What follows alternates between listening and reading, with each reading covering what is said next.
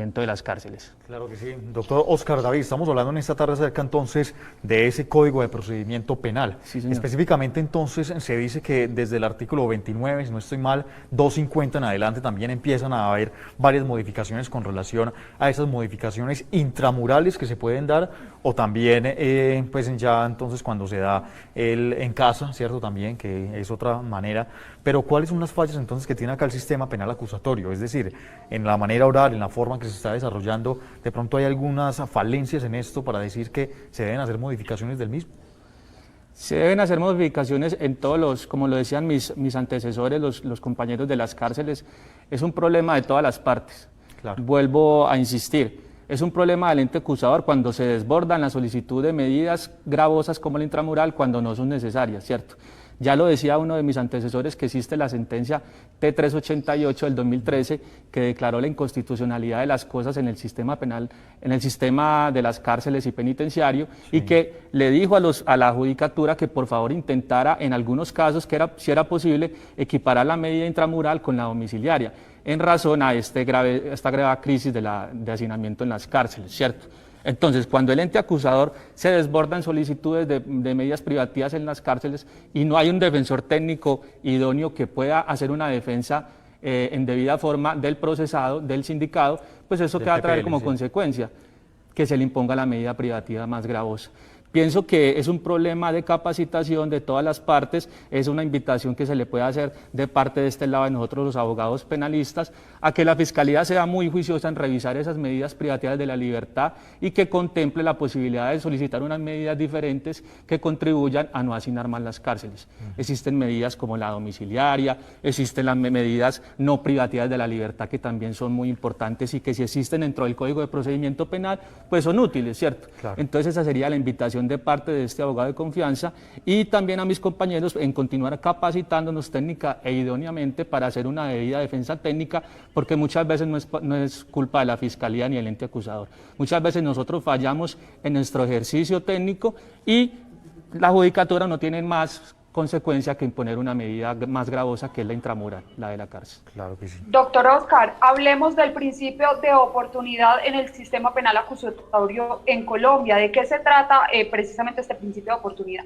El principio de oportunidad, te voy a dar un ejemplo. Por ejemplo, cuando se habla de una GDO, un grupo delictivo organizado, o de una GAD, un grupo armado organizado, existe la posibilidad de que una persona que ostente un grado alto dentro de la estructura criminal le preste una información útil al ente acusador, en este caso la Fiscalía, para que con la información que él preste se pueda llevar a cabo la desmantelación de todo este grupo delictivo organizado o este grupo armado organizado.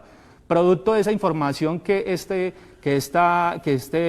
persona brinde será evaluada por el Fiscal General de la Nación y al evaluar y a ponderar la información que él da, si es útil para desarticular toda una banda criminal, pues tendrá como resultado de que esta persona acceda a unos beneficios, pueden ser suspenderle la totalidad de su pena o suspenderla en cierto grado. También hay algunos O sea que estamos hablando de un conjunto de acuerdos y preacuerdos entre la persona y el Estado, pues en este caso las autoridades. No, es diferente. Un preacuerdo es una pena anticipada. O sea, un preacuerdo es una forma de terminar un proceso penal de manera más rápida, o sea, no llegar a una audiencia de acusación, no llegar a una audiencia preparatoria, no llegar a un juicio oral, sino que la persona tenga la posibilidad de entablar una conversación respetuosa y seria con el ente acusador por medio de su abogado de confianza, pueda aceptar su responsabilidad y producto de esa aceptación rápida pueda obtener unos beneficios respecto a, por ejemplo, pasar de autor a cómplice, que es lo que más se utiliza en este momento en la práctica en nuestro departamento, en nuestro circuito. Bueno, estamos conociendo en esta tarde el sistema penal acusatorio en Colombia con el abogado Oscar David San Miguel López, especialista en Derecho Penal y Criminología. Nos está acompañando en la tarde de hoy. Les recordamos a todos ustedes, ya hemos finalizado nuestras entrevistas individuales. En unos minutos, después de la pausa comercial, estaremos con nuestro panel de expertos. Preguntas que ustedes pueden realizar a través del 312-717-4980. Y también, recuerden Recuerden nuestra red social Facebook como Tome Nota TC. Ana Gómez Duque nos está saludando por aquí, Catherine Vergara Villamil también, Luz Hoyos, Alfredo Mesa Ponce. Ellos entonces le están dando me gusta a nuestra transmisión. Y por supuesto ustedes, muchas personas, Alba Cristina Ceballos también por acá nos está saludando. Antes de la pausa comerciales, a todos ustedes, también abogado, por favor, lo invito a que utilice el alcohol que tenemos por acá en la mesa y nos desinfectemos, por favor. Es hora de lavar nuestras manos.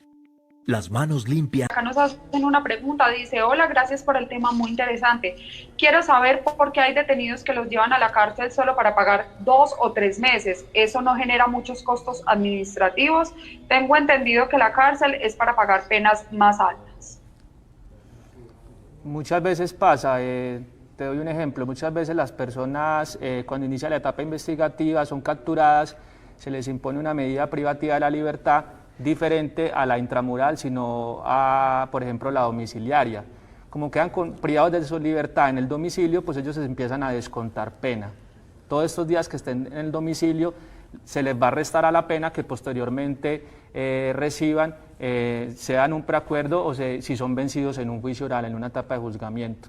Entonces muchas veces la persona hace un preacuerdo, llámese de 32 meses, ¿cierto? Pero resulta que ha descontado ya 1 año en domiciliaria, entonces realmente los días o los meses que le falta para volver a acceder a ese beneficio de la domiciliaria pues son muy pocos, porque si partimos que para algunos delitos con la mitad de la pena cumplida ya puede pedir la domiciliaria nuevamente, pues es verdad. La persona entra a la cárcel, pasa 2 o 3 meses y solicita al juez de ejecución de pena su domiciliaria y pues si no hay provisiones legales le es otorgada. Y los jueces pues no se pueden apartar de eso porque es el deber ser y para eso están ahí. Si el preacuerdo no contempla, ya dentro del preacuerdo cuando se va a emitir la condena no contempla que la pena se pueda pagar en el domicilio, pues deben ir a la cárcel a terminar de pagar, sea 1 mes, 2 meses, 3 meses, pero deben hacerlo porque el juez no se puede saltar eso que ya está contemplado en la ley. Claro, mire, Oscar David, abogado Oscar David San Miguel, rápidamente quiero que también, si ha servido entonces el sistema de descongestión en Colombia, ¿cuáles entonces los efectos positivos o al contrario, adversos que ha tenido esta metodología? Yo comparto mucho la opinión de todos los panelistas aquí, que es que no ha servido no porque el sistema penal oral acusatorio sea malo, sino porque esto ya es un problema más de carácter social. Lo que dice mi compañero de abogado de confianza, si las personas de escasos recursos no tienen oportunidades, si no ven esa luz en el túnel para acceder a oportunidades de progreso laborales, pues no va a ser excusa, o sea, nadie tiene como excusa delinquir porque no tiene trabajo, pero sí va a estar más predispuesta a cometer ese tipo de errores. Si se cambia esa política criminal, si nos volvemos una sociedad con políticas públicas más incluyentes para esas personas que tienen menos recursos económicos y tienen más oportunidades, pues téngalo por seguro que vamos a ver mucho más diezmado el hacinamiento en las cárceles del país, porque no es que el sistema penal oral acusatorio sea malo, es que tenemos un problema social donde hay mucha pobreza, donde hay muchos jóvenes que están creciendo sin educación y sin oportunidades, sin poder acceder a la educación, ni siquiera a una primaria, un bachillerato y menos a la universidad, y pues no se le puede exigir mucho a unas personas que no tienen las mismas oportunidades que de pronto hemos tenido usted o yo.